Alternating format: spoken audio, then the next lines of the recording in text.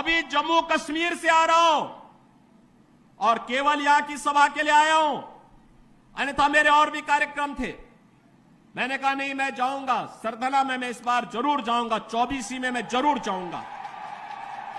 और बहनों भाइयों, मैं इसीलिए आया हूं आपसे कहने के लिए, जो लोग गुमराह कर रहे हैं उनके गुमराह में आने की आवश्यकता नहीं।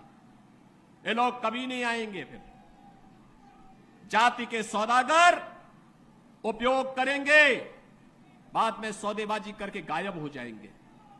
हमें किसी भी ऐसे व्यक्ति के बहकावे में नहीं आना है जिससे हमारा राष्ट्र धर्म खतरे में आए। याद रखना, इस देश के राष्ट्र धर्म को हमेशा खतरा जब भी आया है, इन्हीं लोगों के कारण आया है जिन्होंने जातीयता के आधार पर समाज के सामाजिक ताने बाने को छिन्न भिन्न किया है, हमेशा छिन्न भिन्न किया है। और बहनों और भाइयों, मैं आपको इस बात के लिए आश्वस्त करता हूं कि कोई माए के लाल बाल बांका नहीं कर सकता है। सुरक्षा की इतनी पुख्ता व्यवस्था हमने की है यूपी के अंदर। आज आप देखते होंगे बड़े बड़े दुर्दांत माफिया और अपराधी किस कदर उनकी दुर्गति हो रही है। आप देख रहे होंगे, जिनके नाम से ही लोग कर्फ्यू जैसा माहौल होता था, आज उनकी दुर्गति क्या है, हर व्यक्ति देख रहा है।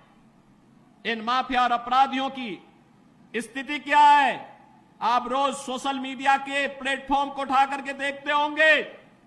एक दुर्दांत माफिया ऐसा भी था, बहनों और भाइयों, जब वह समाजवादी पार्टी की सरकार के समय चलता था तो मुख्यमंत्री हो या मुख्य न्यायाधीश, इन सब के काफिले रुक जाते थे और माफिया का काफिला निकलता था।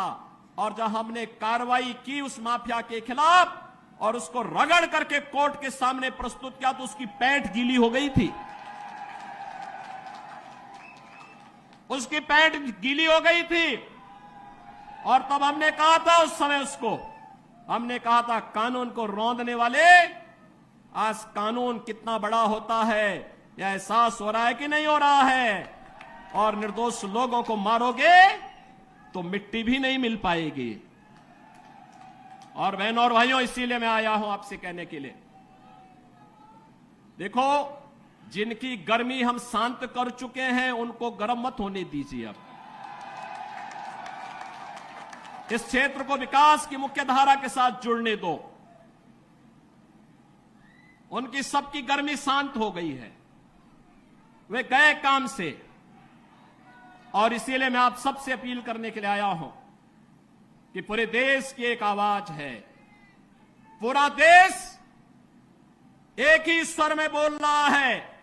और वह बोल रहा है कि फिर एक बार मोदी सरकार, फिर एक बार